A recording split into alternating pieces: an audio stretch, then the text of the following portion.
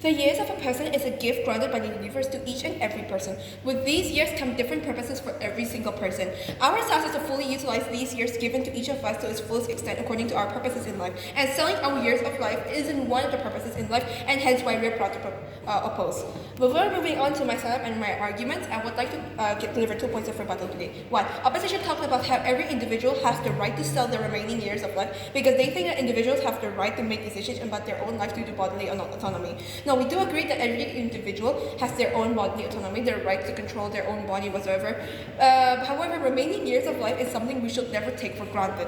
If someone were to die just because they sold their life, what will happen in the future? We have to think in shorter and longer term, and this is something that we humans cannot do. We can't predict the future. We can't predict what will happen in the short term or in the longer term. We only can make predictions based on our current reality, and maybe our current reality will be different from the future reality, right?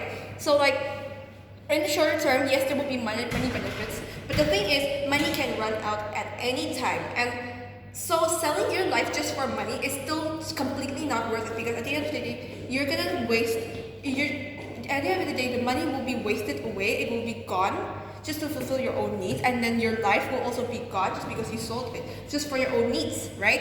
And then in the longer term, what if they have a purpose of life that they need to fulfill in the future? What if they have a purpose of life that's actually greater, that's actually bigger, that's actually very important? Maybe they might revolutionize humanity, but then they sold their lives away and they will never reach the point of their life where they can revolutionize humanity, right? So also, opposition also talk about how selling life can mean that people who are born to a life of suffering can just end their suffering. At the end of the day, under their side, there still will be suffering, and there will actually be more suffering just because people can sell their lives, and then rich people who actually have the access to this technology, people who actually have authority over people and influence over people, they will actually abuse this. They will cause more suffering for more people because they have to sell their lives away just for unethical amounts of money to these rich people. Rich people will live on forever, and yet poor people will die just because of their own needs, because they have to fulfill their own needs, just because they have to sell their lives just to put their children in school. And that is morally completely wrong, and that will I explain in my arguments.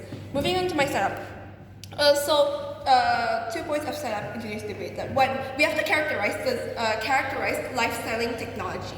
Okay, so technology is as good as the person or team who makes it. Okay, it is never perfect. Nothing in this world is perfect, and in status quo, such technology will have so many faults and errors in them. With faults and errors in the system, there will be risky transaction, possibility for the transaction to cause some side effects. Maybe accidentally cut off some more lives, or probably some more years than what they actually sold, or probably they will cause some side effects, for example, health problems and etc. And then we are not saying that the technology doesn't work, but government never say it's actually 100% gonna work perfectly or efficiently. And hence why proposing our current characterization of life-saving technology is not a fiat to our side or our arguments. And then we have to prove to you that restricting access to such technology is better than letting people capitalize their years of life. And that's why we're so proud to propose. Moving to my arguments. 2 points of my arguments in today's debate. That one, the ability to sell years of their lives could mean that there will be a new type of human trafficking, which is to extract the years of life out of them. Now, government will most likely rebut this, saying that it still can happen under our side of the house if the technology is limited. Okay, we do admit it can happen under our side of the house, but we have to compare between opposition side and government side. That under our side, with year-selling technology being limited, it means that it's harder to gain access to such technology, and recreating it will be certainly much more difficult because it actually belongs to one company, right? And of course, the secrets of a company or how they build the phone, how to build the technology is not that easy to access in the first place, right? And then also with the limitation of this technology in the market, it's also actually harder to actually analyze how they built it and etc. Which means that it will be harder for human traffickers or people who want to abuse it to recreate the technology in the first place, right? So it's actually the lack of access to technology itself means that the possibility for human trafficking to happen just to source life will be much smaller, and hence more difficult to commit such crime, and such activities will be also constantly monitored by the government. Just like how in real life in countries where drugs are illegal, everyone is constantly monitored by the government for drug possession, which means production, distribution, and consumption of drugs is actually much more difficult than when you actually make it legal in the first place. But under their side, under the government side, with their selling technology being free and accessible for everyone, it means that anyone can recreate such technology. This means that since technology as such is easier to access, it is easier for people to abuse such tech to take other people's life of years of life legally. Take this as an example. Okay, organ donation is completely legal as long as it's done ethically. However, people are still abusing the technology for organ donation just to earn more profit, right? And for example, harming humans and trafficking them just to take their organs away. It's all done against their consent.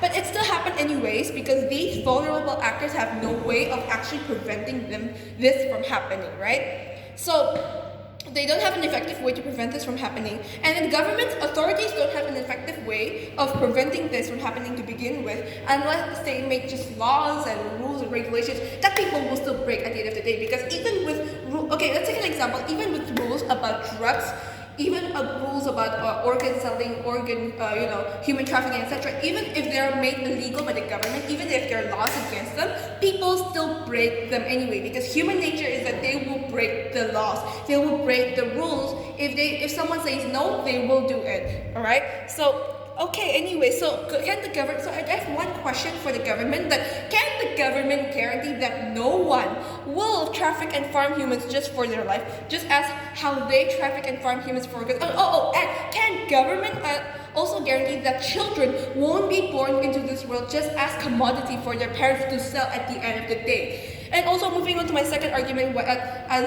why selling life is morally wrong in the first place. That we have to look at this from two contexts. From a religious context, selling your lives is morally wrong because in most religions believe that our bodies are a tool for us to use to do good, and our time is a blessing, a resource granted from God, so that we can use our time to actually live out our fullest of life, and etc.